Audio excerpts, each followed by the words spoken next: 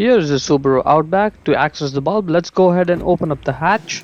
Now it's the same process for the left side and the right side. You will need to get this cover off. For that you need to get a flathead screwdriver, put it right in that slot and pull this cover out. Keep it aside. That's the bulb holder for the tail light bulb. You just have to twist it left a little bit. See, right now it's locked. Left a little bit. And now it's unlocked. At this point you'll be able to get it out. To get the bulb out, just grab the bulb and pull it out straight.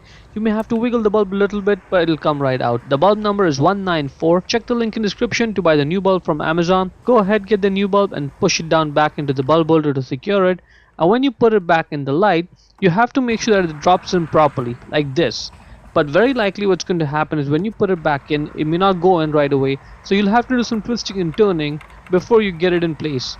So be patient with it, it's going to take a few seconds. But once it sits in place like this, good. At this point just twist your right a little bit to lock it and you are done. Locked. Now let's put this cover back on, get it back in place the way I show and then press it down to secure it and you're done. Before we go, let me give a quick shout out to Naya Motors Inc. for letting us use the car today to film the videos. They are a used car dealer here in Ottawa, Canada. Check out the link in the description for their entire inventory.